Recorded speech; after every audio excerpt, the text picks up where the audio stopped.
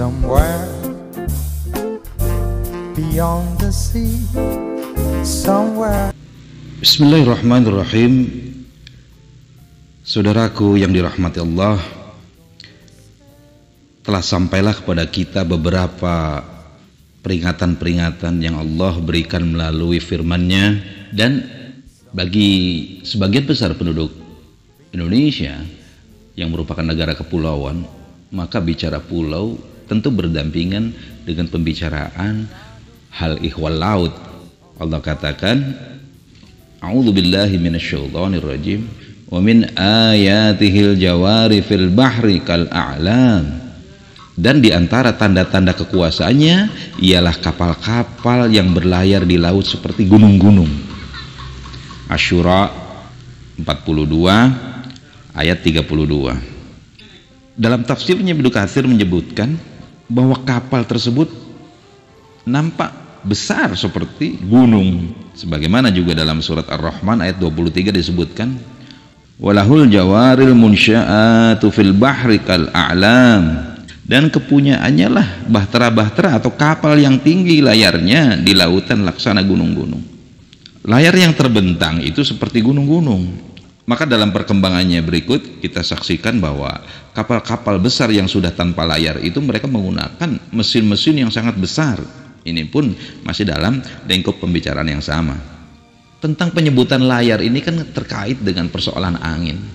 Sedangkan angin adalah makhluk Allah yang arah hendak kemana angin itu bertiup, dengan kecepatan berapa angin itu bergerak, itu ada dalam kewenangan Allah untuk mengaturnya. Maka kenikmatan mana yang akan kita ingkari, wahai jin dan manusia? Dan kita lihat lalu lintas kapal-kapal yang berpindah dari satu lautan ke lautan yang lain itu ada dalam rangka membawa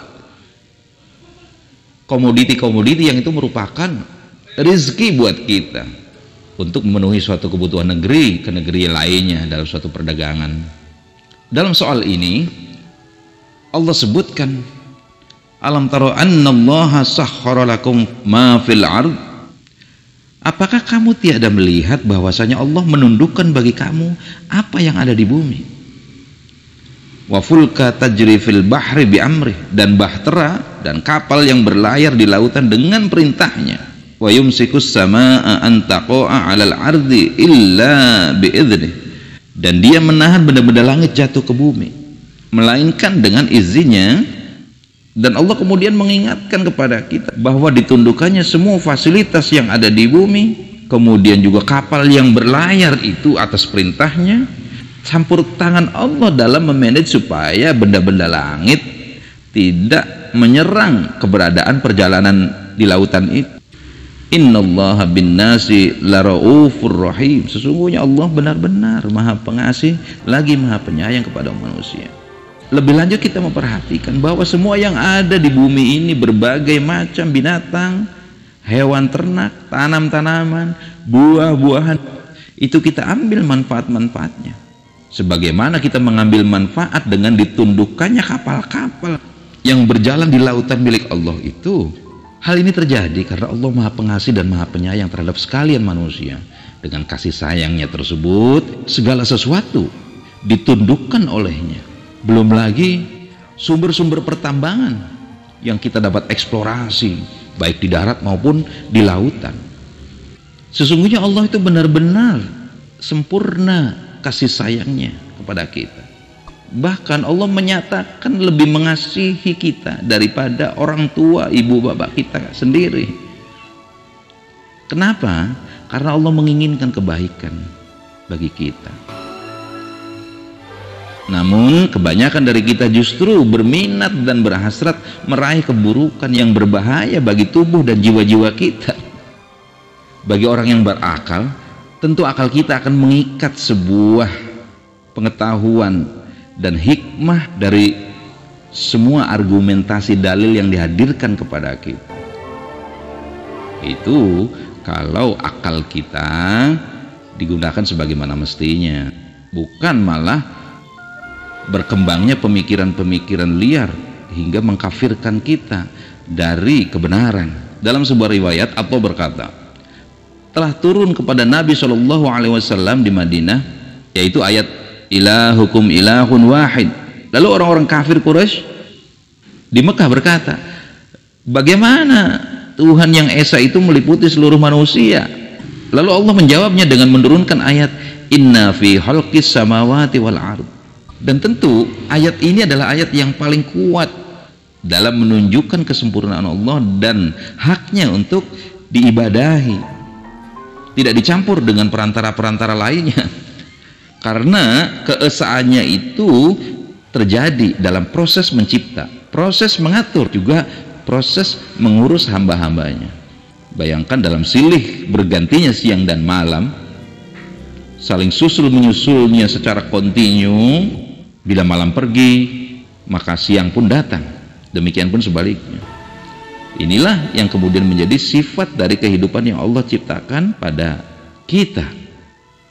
Sebagaimana bergantinya kedua hal, yaitu panas dan dingin, serta keadaan damai maupun perang.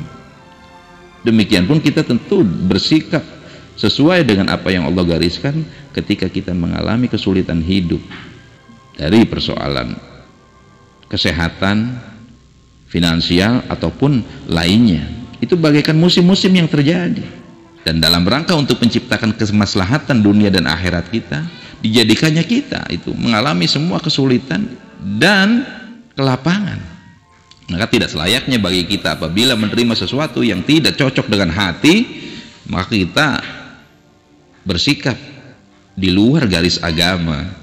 Semua yang Allah ciptakan untuk kemaslahatan kehidupan kita ini, baik diciptakannya hewan-hewan, pepohonan, tumbuh-tumbuhan, disusun oleh Allah dengan suatu aturan hikmah rapi. Dan tentu akal kita yang sehat akan mengagumi ini. Hanya dengan kelembutan Allah yang sempurna, yang mengatur, yang menertibkan, itu Allah lakukan sendiri dengan keagungannya, dengan kerajaannya. Maka tidak pantas kita menyembah makhluk-makhluk Allah. Maka kita seharusnya berada di garis penyembahan kepada Allah dan mencintai hanya Allah, mengagungkan hanya Allah.